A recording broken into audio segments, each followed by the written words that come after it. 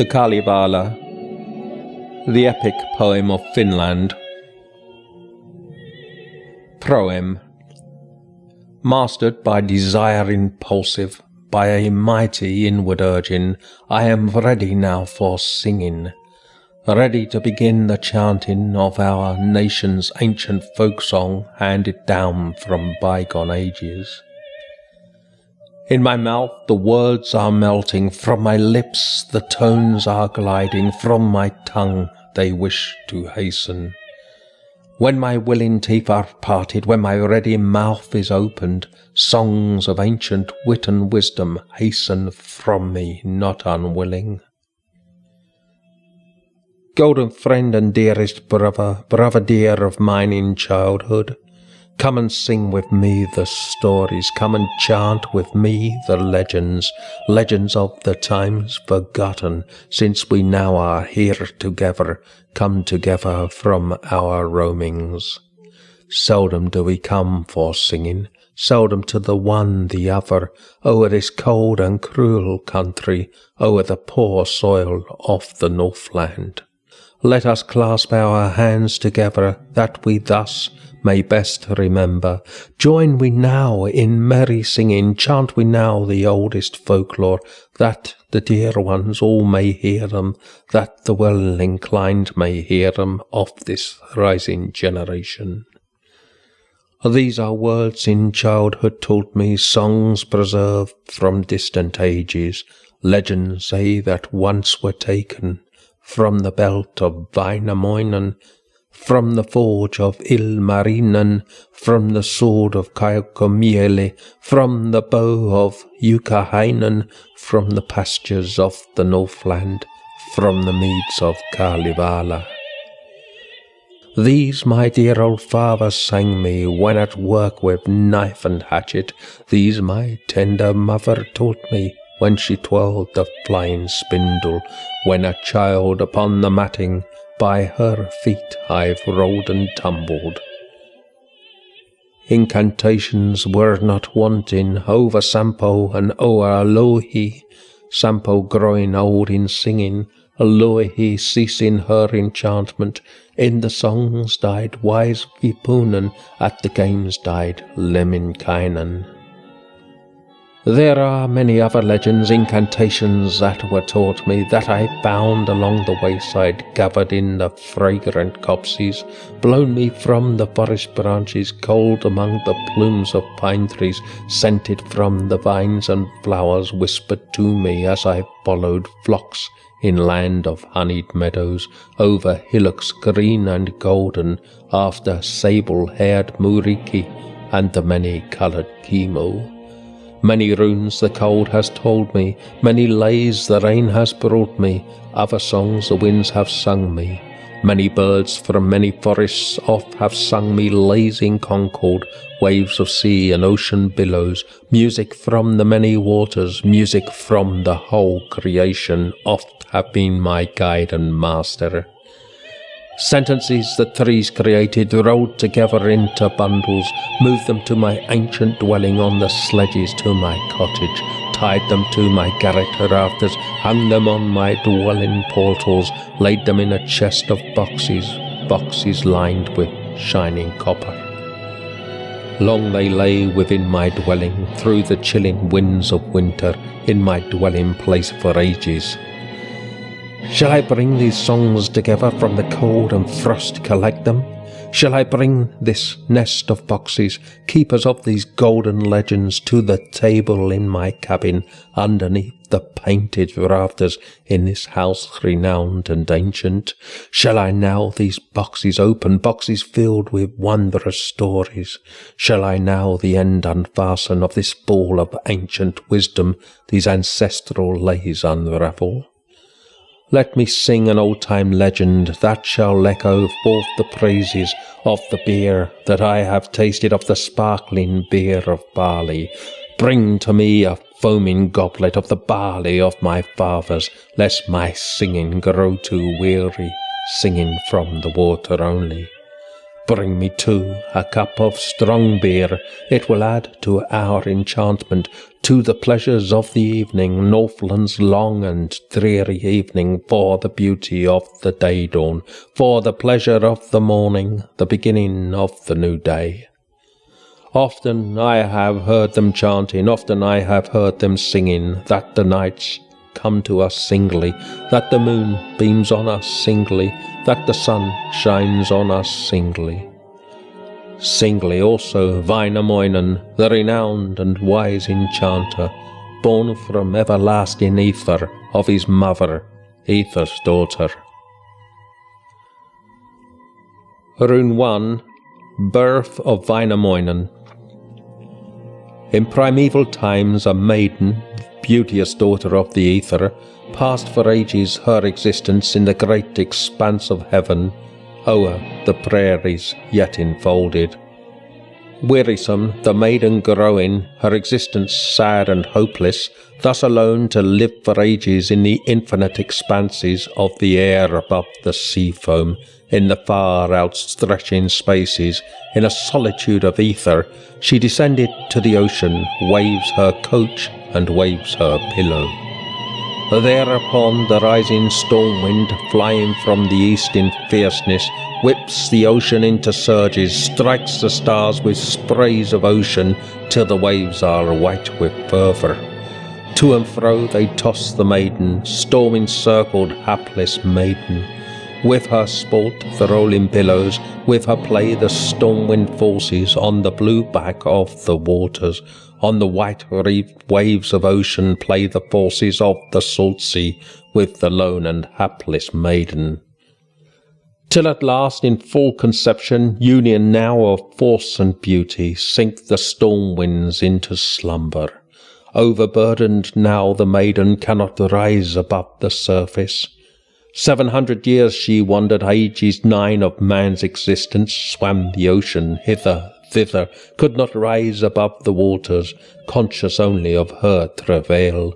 700 years she laboured, ere her firstborn was delivered. Thus she swam as water mother toward the east, and also southward, toward the west, and also northward, swam the sea in all directions, frightened at the strife of storm winds, swam in travail, swam unceasing, ere her firstborn was delivered. Then began she gently weeping, spake these measures heavy-hearted. Woe is me, my life hard-fated, woe is me, in this my travail, into what have I now fallen? Woe is me that I unhappy left my home in subtle ether, came to dwell amid the sea foam, to be tossed by rolling billows, to be rocked by winds and waters, on the far outstretching waters, in the salt sea's vast expanses, knowing only pain and trouble. Better far for me, O Ukko, were I a maiden in the ether, than within these ocean spaces to become a water mother.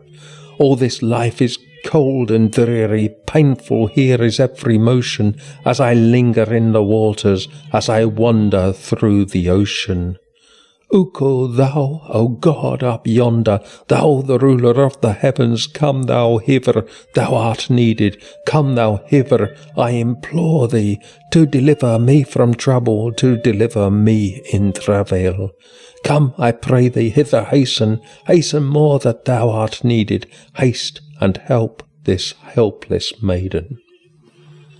When she ceased her supplications, scarce a moment onward passes, ere a beauteous duck descending hastens toward the water mother, comes a-flying hither-thither, seeks herself a place for nesting. Flies she eastward, flies she westward, circles northward, circles southward, cannot find a grassy hillock, not the smallest bit of verdure, cannot find a spot protected, cannot find a place befitting where to make her nest in safety. Flying slowly, looking round her, she descries no place for resting, thinking loud and long debating, and her words are such as follow. Build I in the winds my dwelling, on the floods my place of nesting? Surely would the winds destroy it, far away the waves would wash it. Then the daughter of the ether, Now the hapless water-mother raised her shoulders out of water, raised her knees above the ocean, that the duck might build her dwelling, build her nesting place in safety. Thereupon the duck in beauty, flying slowly, looking round her, spies the shoulders of the maiden, sees the knees of Ether's daughter. Now the hapless water-mother thinks them to be grassy hillocks on the blue back of the ocean. Thence she flies and hovers slowly, lightly on the knee she settles, finds a nesting place befitting where to lay her eggs in safety. Here she builds her humble dwelling, lays her eggs within at pleasure. 6 the golden eggs she lays there, then a 7th, an egg of iron, sits upon her eggs to hatch them, quickly warms them on the kneecap of the hapless water-mother. Hatches 1 day, then a 2nd, then a 3rd day sits and hatches. Warmer grows the water round her, warmer is her bed in ocean, while her knee with fire is kindled, and her shoulders too are burning, fire in every vein is coursing. Quick the maiden moves her shoulders, shakes her members in succession, shakes the nest from its foundation, and the eggs fall into ocean, dash in pieces on the bottom of the deep and boundless waters. In the sand they do not perish, not the pieces in the ocean, but, transformed, in wondrous beauty all the fragments come together, forming pieces 2 in number, 1 the upper, 1 the lower, equal to the one the other. From 1/2 the egg, the lower, grows the nether vault of terror, from the upper half remaining grows the upper vault of heaven. From the white part come the moonbeams, from the yellow part the sunshine, from the motley part the starlight, and from the dark part grows the cloudage, and the days speed onward swiftly, quickly do the years fly over, from the shining of the new sun, from the lighting of the full moon. Still the daughter of the ether swims the sea as water-mother, with the floods outstretched before her, and behind her sky and ocean. Finally, about the 9th year, in the summer of the 10th year, lifts her head above the surface, lifts her forehead from the waters, and begins at last her workings, now commences her creations, on the azure water ridges on the mighty waste before her. Where her hand she turned in water, there arose a fertile hillock. Wheresoe'er her foot she rested, there she made a hole for fishes. Where she dived beneath the waters, fell the many deeps of ocean. Where upon her side she turned her, there the level banks have risen. Where her head was pointed landward, there appeared wide bays and inlets. When from shore she swam a distance, and upon her back she rested, there the rocks she made and fashioned, and the hidden reefs created, where the ships are wrecked so often, where so many lives have perished. Thus created were the islands, rocks were fastened in the ocean, pillars of the sky were planted, fields and forests were created, checkered stones of many colours gleaming in the silver sunlight, all the rocks stood well established. But the singer, Väinämöinen, had not yet beheld the sunshine, had not seen the golden moonlight, still remaining undelivered.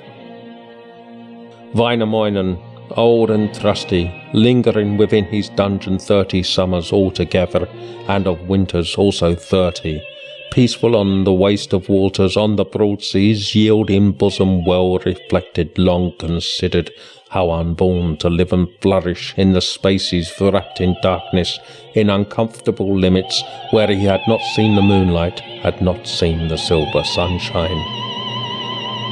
Thereupon these words he uttered, let himself be heard in this wise.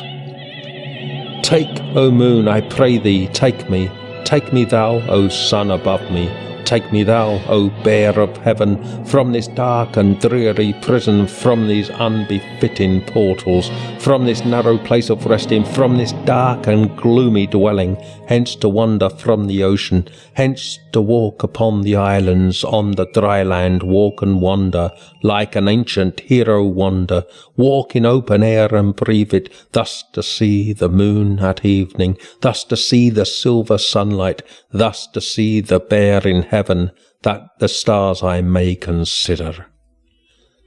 Since the moon refused to free him, and the sun would not deliver, nor the great bear give assistance, his existence growing weary, and his life but an annoyance, burst he then the outer portals of his dark and dismal fortress, with his strong but unnamed finger opens he the lock resisting, with the toes upon his left foot, with the fingers of his right hand, creeps he through the yielding portals to the threshold of his dwelling, on his knees across the threshold throws himself head foremost, forward plunges into deeps of ocean, plunges hither, plunges thither, turning with his hands the water, swims he northward, swims he southward, swims he eastward, swims he westward, studying his new surroundings.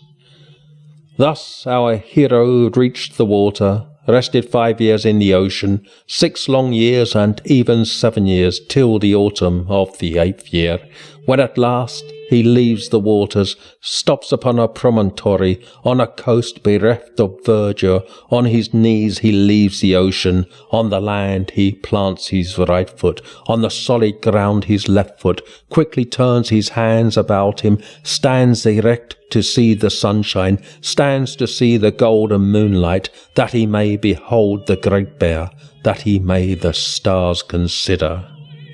Thus our hero Väinämöinen, thus the wonderful enchanter was delivered from his mother, Ilmatar, the Ether's daughter.